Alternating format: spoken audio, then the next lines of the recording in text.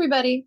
So today we are going to be talking about the solar eclipse and new moon in Libra that will be taking place on Saturday, October 14th at 12:59 p.m. Central Time. I'm here in Austin, Texas, so you'll need to adjust. You'll need to adjust the time to wherever you are in the world. That might be ahead of 12:59 p.m. Central Time, behind it, but that gives you a place to start with the adjustments. I wanted to do something on this because it's come up quite a bit with clients, people that have reached out to me, actual clients that have had in the past, prospective clients, people that I don't even really know, but want to reach out and talk about it. And even people in my personal life feeling like they are impacted or feeling like they are impacted by the solar eclipse, even though it hasn't happened yet. We are on the, we are moving towards it. So, but I am sitting here wondering, I wonder how many of you all are being impacted by this one or the next one that happens at the end of October. It very well could be this one. I do feel like the one at the end of October is a little more powerful. Just because the one at the end of October is the last one on the Taurus Scorpio axis until like 9 years or something like that. It's going to be a while. I don't know. It could be this one though for a lot of people too. I'm not saying it's not, but that one at the end of October does seem a little bit more powerful. Really, this one feels more like it could be a flop. Now, I have my reason for saying that. And really, in terms of eclipses and them being so wild and like unpredictable as it is, or having the propensity to be that way, being a flop might not be a bad thing. And really, I'm not sure that it actually ends up being a flop in the long run, but I do wonder if now, in the present, it might fall kind of flat. Now, I have my reasons for saying that. I'm going to show the chart for when this eclipse takes place. And then we're going to talk about Fleetwood Mac's Tusk album, which does tie in. It's not totally random. But okay, so this is the solar eclipse that will take place on October 14th of 2023 at 12:59 p.m. Again, it's set for here in Austin, Texas. Okay, so as you can see, we have the sun and the moon at 21 degrees Libra. The south node is right up its ass at 24 degrees Libra. Mercury is also close at 17 degrees Libra. Now, all of this is ruled by Venus in Virgo. This is why I think it might kind of end up being more of a flop. Now, Venus is in fall or in a fall in Virgo. It's considered exalted in Pisces. Opposite that is Virgo, so it's considered to be in fall. Now, in natal charts, I honestly don't give that much of a shit about exaltation, fall, domicile, detriment, placements. I really don't, because they are what they are. Let's work with the energy involved to make it work for you, right? I don't sit and harp on the challenging aspects of detriment and fall placements in natal readings. But in event astrology or in mundane astrology, or in crime charts, things like that, horary, things are a little more black and white in those terms, and those kinds of readings. So that's why I am taking the fall placement of Venus and Virgo into play here. And it does kind of feel like with all of that stuff going on in Libra,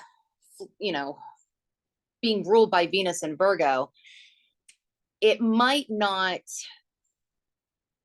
this eclipse just may not, the things that you might feel called to do under this solar eclipse, you may not see the fruits of that work pay off until a little later. So don't get discouraged if that is the case, I guess is my point. And then we have the north node, right, which is what what the, you know, in an event chart, it would be like what we're moving towards, right? It's in Aries. This is like independence, right? Aries is very individualistic. It is very, there is a self-focus. I do not mean selfish, can be, but I mean more like just self-focus. There's a focus on self. And then we have Mars, which rules Aries. It will have just entered Scorpio on October 14th. As I'm filming this, it's a few days before. So, but it will be domicile or at home in Scorpio, Mars will be, which makes the North Node part of this very strong and very important and a big, big piece of this entire thing, right? And we still have, you know, Pluto squaring the fucking nodes and also squaring or loosely squaring the new moon. I'm going to go and stop sharing this picture for just a second. If I need to pull it again, I will. Okay. So I've been thinking about this eclipse and the things that like I've heard people say to me and things that people have wanted to talk about with me. And also something that I don't ever really talk about on this channel because there's just no reason to. I love music, and not that that's like super unique, right? A lot of people love music. It is something that I don't think I've ever really talked about. I do have a true love for music. And so I'll think about, sorry, some sort of thing popped up. I will think about astrology sometimes in terms of music. And I've been doing that more recently since I've started having all these fucking songs that like for the past over 2 years, I'll wake up with like songs in my head and shit. I'm like, what the fuck does that mean? And usually it does tie to either a client, somebody that I know, my own personal life. There's some reason for it, right? So music is a big part of my life. Another big part of my life. And as I'm sitting here and thinking about this solar eclipse energy and what the chart looks like, right, for the solar eclipse, I think of Fleetwood Mac's Tusk album. One of my favorite albums of all time. Really. It would be in my top 10. Fucking love that album. The entire thing from beginning to end. There's not like a single song that I would skip. So I'm thinking about this album and like the way that I understand that this album was created. You know, Rumors, Fleetwood Mac's Rumors came out in 1977, I believe. And there were a lot of relationship issues as Rumors was being created between members in the band, and probably some other things as well. So Tusk was created a little differently. Tusk comes out, interesting to note, Tusk, the anniversary of Tusk coming out is October 12th. On October 12th will be the 44th anniversary of Tusk being released. 2 days before the solar eclipse. It was released on October 12th of 1979. Kind of interesting thing to bring into play here. That the anniversary of it is 2 days before the solar eclipse takes place. But so Tusk was created a little differently. This album, to my understanding,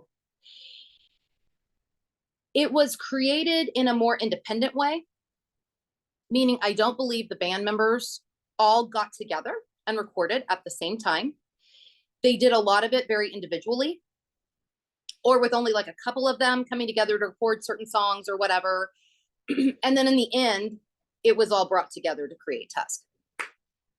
And there is I think to this album, there is a very distinct sound. Like even within their other albums before this, you can pick up the distinct sounds of each, you know, of the different members. But Tusk is kind of special in that way where it's very distinct. I think you can very distinctly tell which songs kind of belong to which person, if that makes sense. It's very unique in that way, but it all comes together. It's a collaborative effort, right? And I mean, even, you know, and all of this to me feels like the solar eclipse and new moon in Libra. Right? We have this, you know, we've got the transiting sun, transiting moon in Libra, right? So there is a relationship quality to this. Libra energy does express itself in relational ways. There's also a need to cooperate, to collaborate, to compromise even where necessary. This energy does these things to balance. Now, there's almost a callback, though, to the past with this, because we are talking about the South Node being right up the transiting sun and moon's ass. Like, and the South Node is the past, right? Or things that are familiar or comfortable, even if they're not really that fucking comfortable, right? But the first eclipse on this axis was in April, was in Aries. And that was a striving for, you know, independence fully. This one comes into play. And there is kind of a need to perhaps go back to, how do I need to cooperate, collaborate, compromise within, sorry, that's really fucking loud. How do I need to, you know, compromise, collaborate, you know, all of those kinds of things in relationships? How could I do this better? How could I have done this better in the past? How can I do this better in the future? Right? Like, how can I do it? How can I go back? Because there is kind of a, even though, you know, Venus isn't retrograde, it isn't a fall, but it isn't retrograde. None of this stuff, you know, even Mercury's not retrograde, which is also right up the ass of all of this too. There is kind of a retrograde flavor with a callback to the past with the South Node involved. So I think this is a good thing to ask yourself at this time. How could I collaborate, cooperate, compromise, balance, all of these things? How could I do these things better? How could I have done these things better in the past? Which can then help you with doing them better in the future. At the same time, though, I think there's also, depending on your chart, right? You could also be looking at a situation where maybe you did too much fucking compromising or collaborating or cooperating or balancing in the past. And maybe it didn't serve you. And maybe that needs to stop. You know, what's going on in your personal chart, what the eclipse is doing in your personal chart, I think, will kind of give you an idea as to if it's column A, column B, a little bit of both. You know, but the goal here, right, should be ultimately independence and individuality, because that North Node is in Aries. So that really should be the goal. So if you are feeling like, you know, because sometimes we need to cooperate, to collaborate, to compromise, to balance in order for independence to occur. Sometimes we have to do that. And actually, you know, funny enough, I'm seeing, and I won't go into this too much, but I am seeing things in the world going on in the world right now that kind of could maybe, I'm thinking this plays in. Not that anybody's going to listen to me, not that they need to, but this idea plays in. Sometimes we have to compromise, collaborate, cooperate in order to achieve independence. Sometimes we have to. And individuality. Sometimes it has to go that way first, or that's how we kind of find it. And that does seem like it is a theme here. It seems like, or we need to see how perhaps we have done that too much in the past to our detriment, to, you know, and then be like, no more of that. I'm not going to compromise or cooperate or collaborate anymore. I'm not going to play no more. To move forward to this, you know, Aries North Node. So I'm, you know, and these themes of, you know, collaborating, cooperating do really feel like they fit in with Tusk, right? With this album. And, you know, eclipses are kind of surprising. There was like a surprising sound to it. It was very different. Lindsey Buckingham wanted it to be very different than Rumors, didn't want it to be Rumors Part 2. He wanted a completely different sound, and they wound up with it, with Tusk. So it was a little, I think, surprising to people at the time that it was so different than rumors which had come before. Eclipses are surprising too.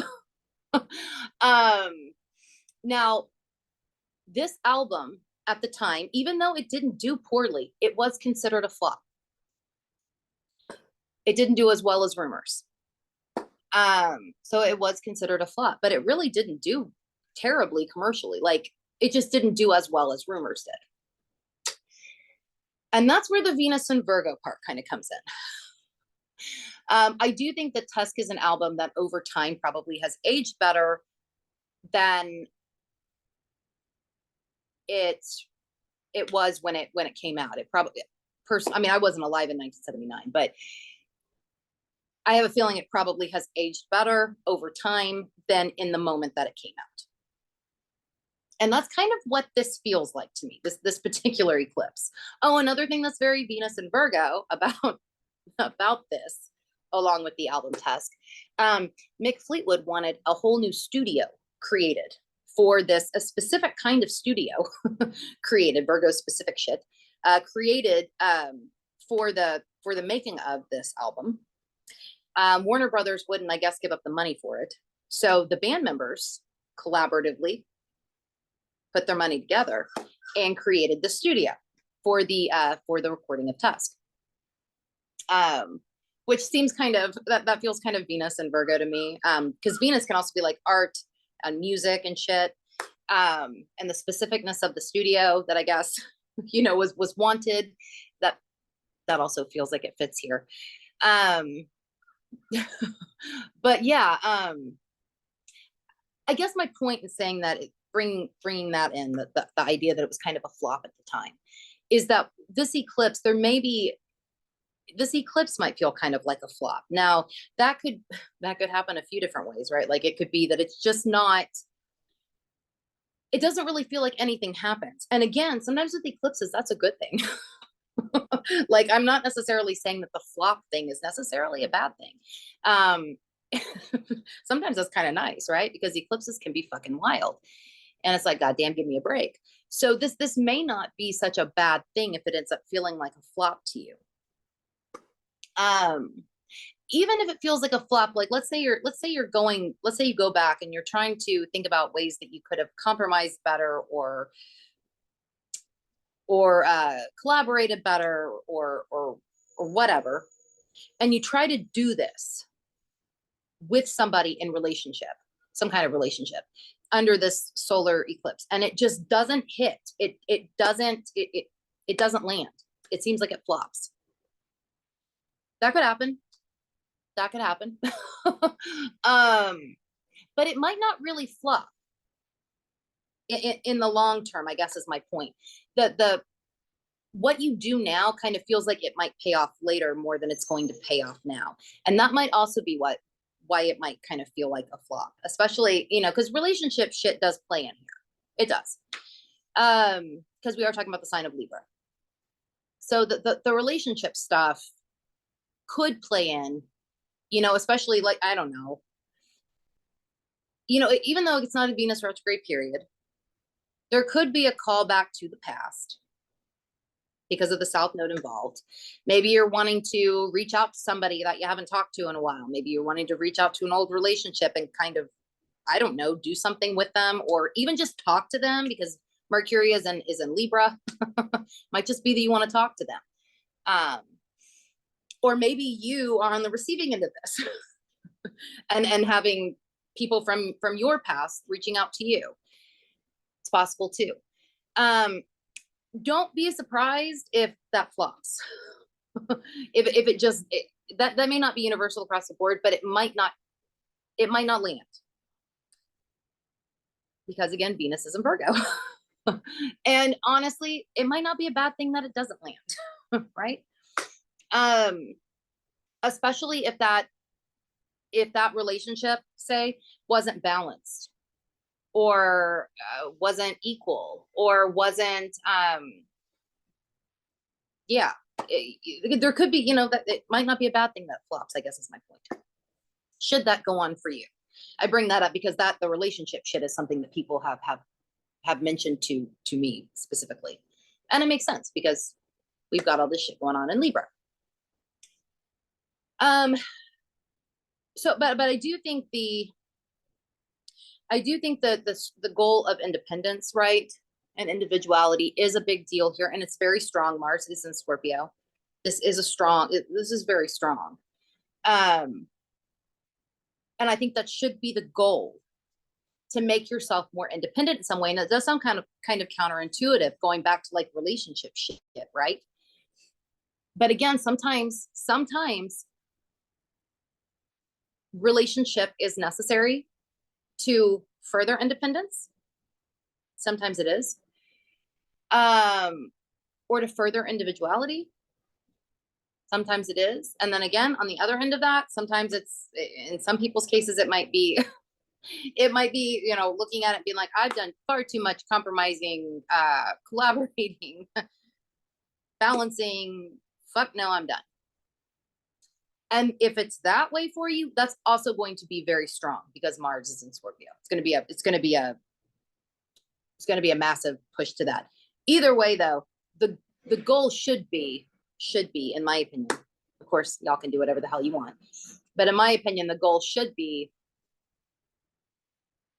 that independence and that individuality. And again, I'm not, if you're in a relationship right now, I'm certainly not saying not to be in it or not to, or, I'm not trying to, I just want, because I've seen people say things like that, like a lot of, I've read stuff about that, watched things about that, relationships ending. Not necessarily. Not, but there is a need to, I think, do all the things that I've mentioned before. I won't mention them again. Anyway, I will be listening to Tusk a whole bunch for the next few days. Yeah, because just all the songs, we've got the song Over and Over, which is a beautiful song, but it very much feels like the relationship qualities that I'm talking about. There's a feeling of that. I'll just mention that one since that's how the album starts, but there is very much a vibe here with this album and the solar eclipse. Anyway, I'm gonna head off. But if you want me to read for you, whether it has to do with the solar eclipse, the lunar eclipse at the end of October, or anything else, I will put the link where you can find me below to have me do that for you. And I will see you all later.